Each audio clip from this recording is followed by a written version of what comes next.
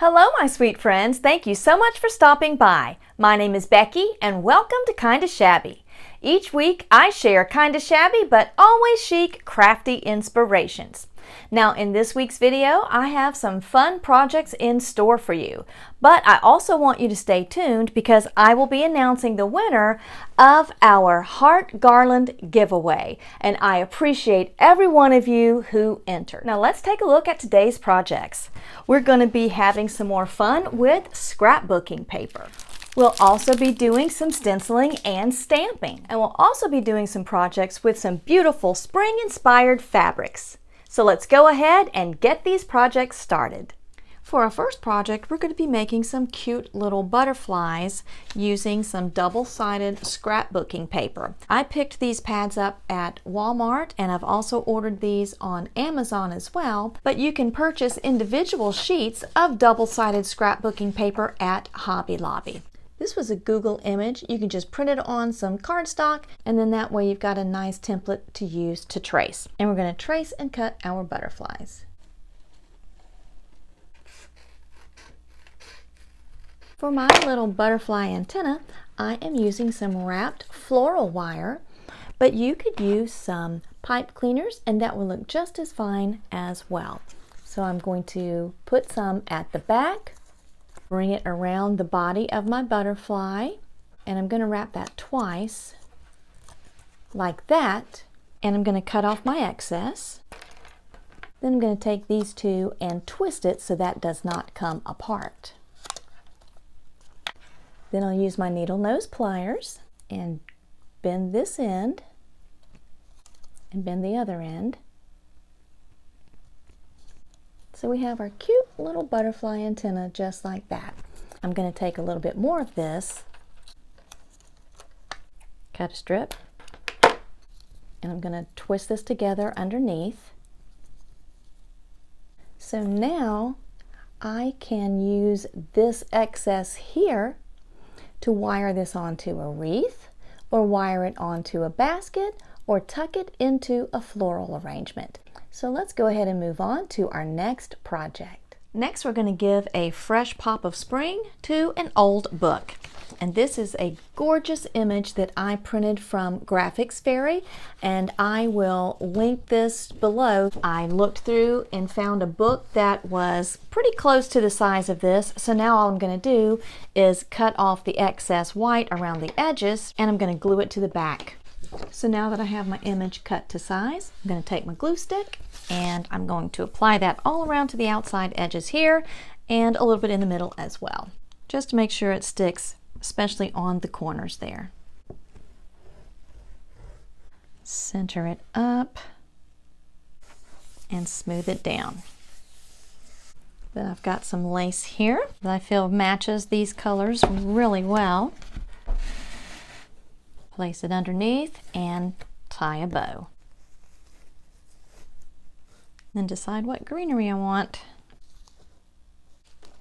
I think I like this. And this is just a garland that I picked up from Hobby Lobby, and I just like to use cut off pieces. So I'm just going to take those and just tuck them into my bow. And that's all there is to it. Just makes it look so cute. That's a quick way to update an old book. Let's go ahead and move on to our next project. And the winner of our Heart Garland giveaway is Barbara Hampton. Congratulations, Barbara! Thank you for your entry. And thank you to the other 500 ladies who also wanted a chance to win this gorgeous heart garland. Barbara, I have my email address in the description box of this video, so if you would, please email me your address and I will get this shipped right out to you. Now let's get back to the craft room. Our next few projects, we're going to be doing some stamping and stenciling, and I need to get these items base coated, and I'm going to be using the Rust-Oleum chalk paint in linen white, but I will also be showing you options if you do not have the stamps and stencils of how you can achieve a similar look. Mr. Shabby made this gorgeous riser for me out of a 2x12, and then he purchased these feet from Lowe's, and it is just so cute. And I definitely want to get this thing base coated. Now, to make painting this a little easier, you could just take your legs and pop them into some floral foam and paint them that way. Or what I'm going to be doing is unscrewing them far enough for me to be able to just get my brush up underneath there.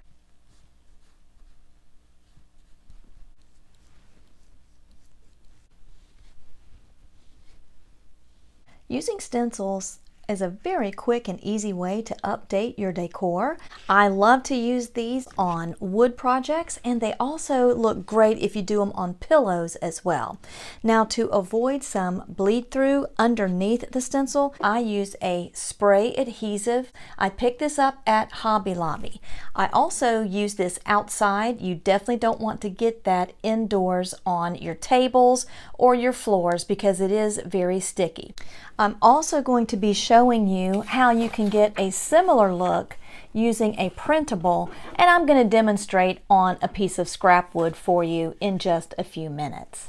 And now that it is in the middle, I'm just going to walk my fingers over the design and push all of those pieces down.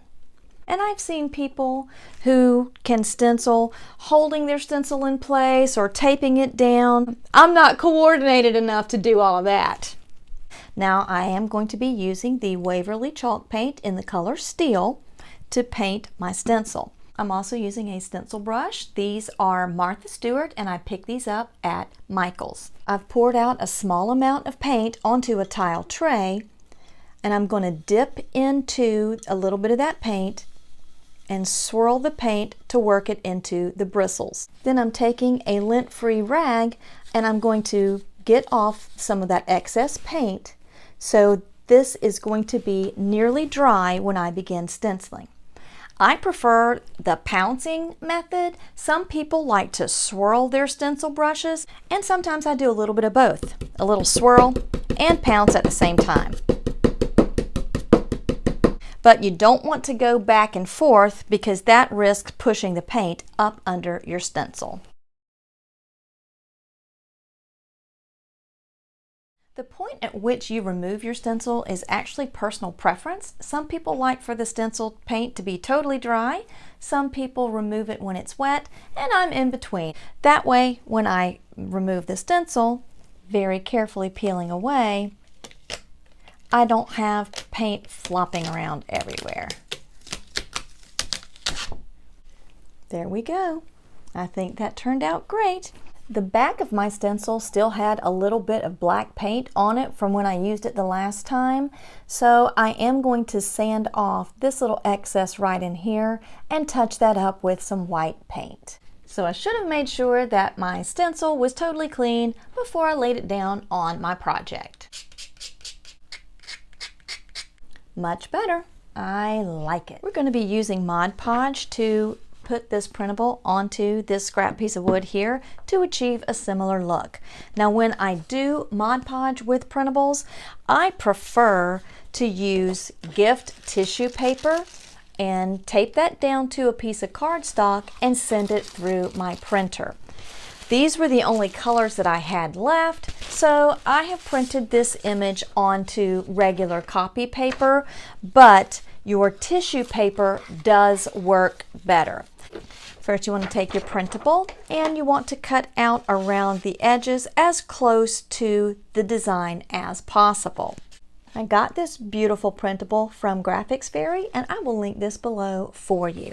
And there we go. We've got our image cut very, very close to the edges. I'm going to be using the matte Mod Podge to apply this to my surface. You want to make sure that your image is thoroughly dry, so when you start using your Mod Podge, you're not going to smear your image. So I'm going to center up my image, roll this back, and then apply a thin layer of Mod Podge.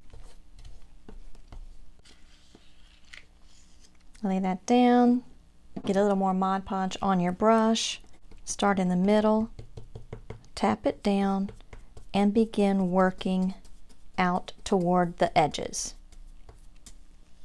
smoothing out bubbles as best you can.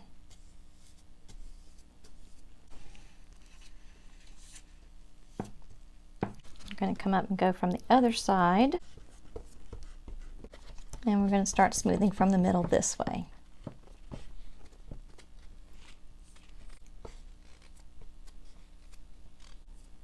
And sometimes I have hardly any bubbles, and then sometimes I have lots of bubbles. And this one has lots of bubbles right in here. This side actually smoothed down quite nicely, but this one, lots of bubbles in here. So I'll just keep using my Mod Podge and smoothing as best I can. And now I'm going to coat the whole surface with some Mod Podge because that is as good as I'm going to get it. And we're going to let this dry. And it still does have just a little bit of bubbling in there, you can see.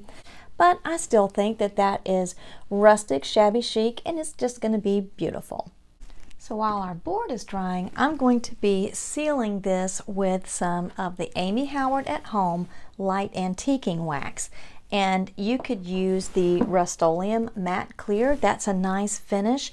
That way, when you set things on here, you're not going to disturb the paint on your stencil. You want to dip your bristles in to make sure you get some wax on there, and then you're going to get off some of that excess so you're not going to go in with a heavy hand. And I apply in a swirling motion, but anywhere where there is the grain of the wood, it's going to settle into those areas and just make it look a little more aged. You can see the grain is grabbing the wax in there. It's very subtle, but it still just makes it look like it's just not brand new wood. And I'm going to go over the entire piece like that and then come back and buff off the excess. And now I'm coming in with a smaller brush and applying just a small tiny amount of the dark antiquing wax. That way it is going to give that an aged appearance on our corners here. And I'm just going to brush over the middle. But it just helps age that and take that bright white down just a little bit. Now we're going to start buffing. It gives it just a nice soft sheen. It leaves just a little bit of that darker wax in all of the grain of these little oak feet, and that looks cute. And we're going to take care of all of this right here. We're going to wipe off that excess, and it's going to buff it and also leave just a soft, nice, polished effect. And when you touch it, if it's tacky, you still have on too much wax. I like that. It leaves such a beautiful, soft finish. Well, I'm going to go ahead and finish the rest of this off camera, and we'll move on to our next project. Now we're getting ready to do some stamping, but before we do that, I wanted to show you how this project dried. Once that dried down, you can see there are very few bubbles left in this project. So it definitely dried better than it looked when it was wet. I'm going to be using my Iron Orchid Designs stamps in the crockery collection. If you first get your stamps and they've not been used before, you do want to take some fine grit sandpaper and just kind of rough up the back of them to make that ink adhere a little better to your stamp. Your stamps come on a plastic backer, but then they also have a plastic protective covering over them as well. And I like to use that plastic covering to give me greater control when I'm applying my stamp. I also like to use a bag of beans, but you can use rice or whatever you have on hand to be able to stabilize your project so it doesn't roll away from you while you're stamping. Now, blue is a very hot color trend this year, so I'm using my Ranger Archival ink in the color Cobalt. So I'm going to ink up my surface. So I'm just going to hover over my surface until I feel like it looks straight to me. I'm going to lay it down, walk the design with one hand while I'm holding with the other, hold with the other hand, and walk the design down on the other side. And then we're going to lift straight up. Oh, that's pretty. And there we go. Isn't that gorgeous? That blue is so pretty. Once your ink is thoroughly dry, you can seal that with some dishwasher safe Mod Podge or some of the Rust-Oleum Matte Clear. You could also do a brush on polyacrylic as well, just to be able to protect that inked surface. And now you can see these printed labels have a very similar look to the stamps here, and I printed these from Graphics Fairy. And there were 6 of them, and I just love using these little things on all kinds of different projects. So we're going to do the same thing here that we did with our wood, and we're going to cut around our design. And again, you can see we try to eliminate as much of that white as possible from the outside of that design. We're going to center it up on our project where we like it. Take a little bit of our Mod Podge, roll our image back, do a nice thin coat. Get a little more on your brush and start going down the middle and going outwards to eliminate any bubbles or wrinkles. Now we're going to do the other side. Roll it up, smooth out some of our Mod Podge. Start in the middle and work your way out. Now I'm just going to go over the whole design with a little more Mod Podge to seal it all down. Isn't that pretty? A very similar look if you do not have the stamps. And now we're going to have a little fun with fabrics. Mr. Shabby brought these home to me when he went thrifting, and I have had him dry brush this one in a little bit of white paint. I also have this gorgeous fabric that I picked up from Hobby Lobby, and it's so pretty with all of the butterflies and the postcards and all of that. And we're just going to cut out one of these images, and we're going to use our Mod Podge to put that on as a label. And I like this little pink postcard right here, so I'm going to cut that image out. So there we have our little label. So I place my image there where I like it.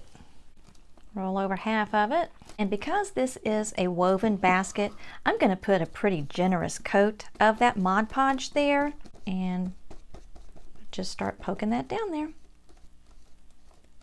Roll back the other side. Another generous coat of our Mod Podge. And roll that down.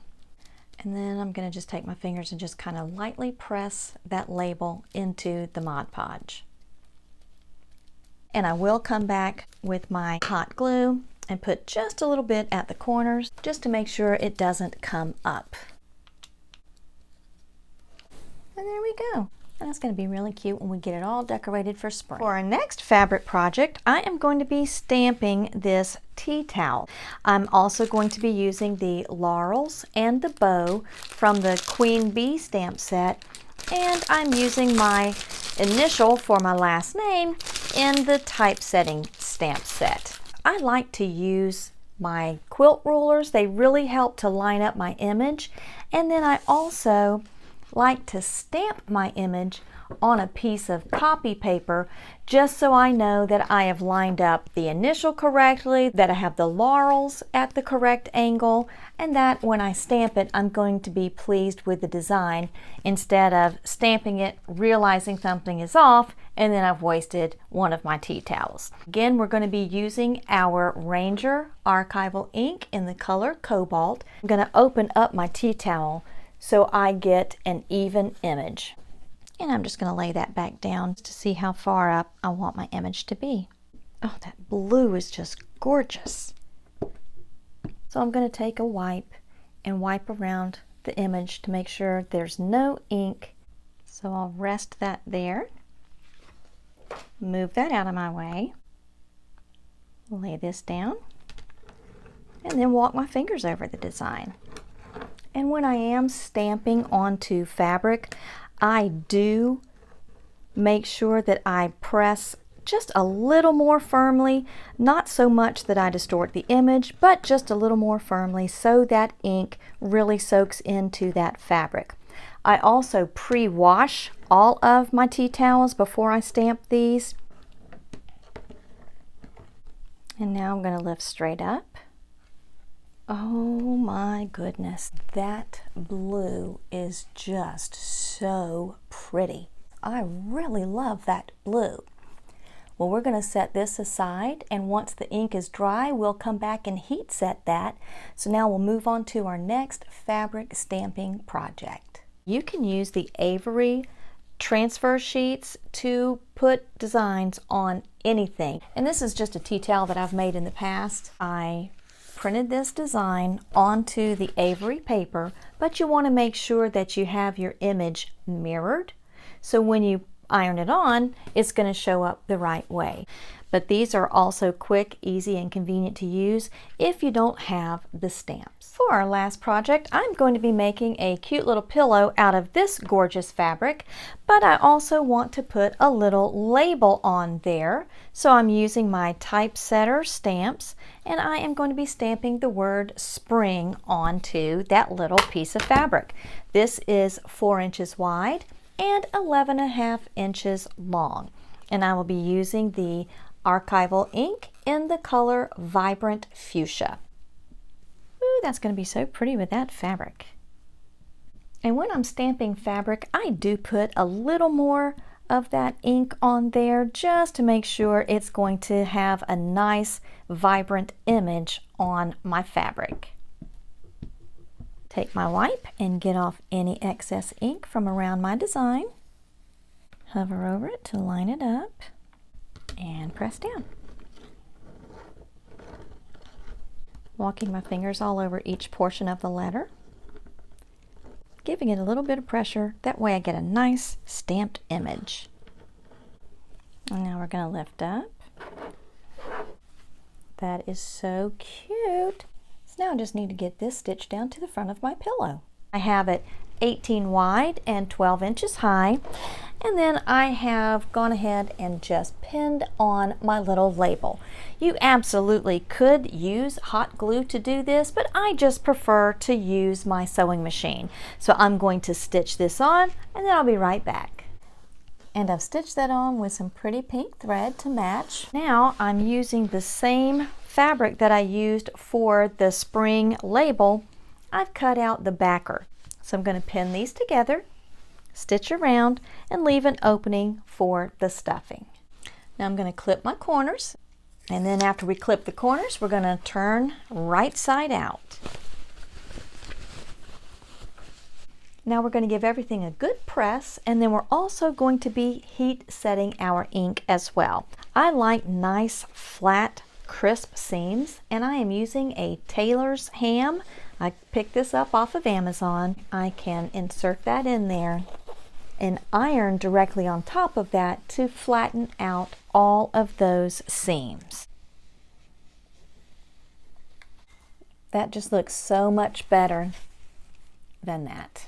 Now that our seams are all nice and flat, we're going to heat set the ink on our two projects here. And I just use a scrap piece of fabric. This is just a scrap piece of a flour sack cloth. And I've got my iron on cotton, no steam. And we're just going to press and hold and move that over our inked area. And we're going to do this for a full 2 minutes. And now we're going to do the same thing to our flour sack cloth. Open that area out, cover up our design, and iron over for 2 minutes. Next I'm going to stuff it, and then I will stitch it closed. And now all we need is a closer look of how beautiful everything turned out.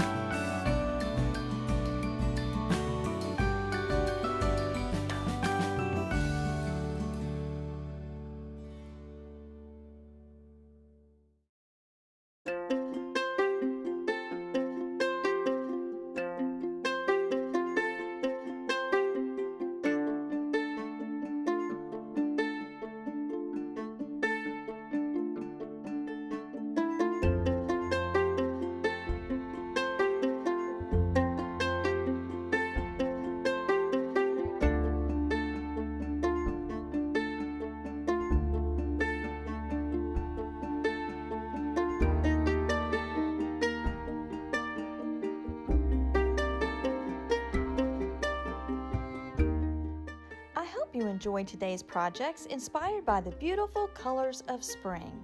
Please remember to subscribe for more kinda shabby but always chic, crafty inspirations. And until next week, my sweet friends, be blessed.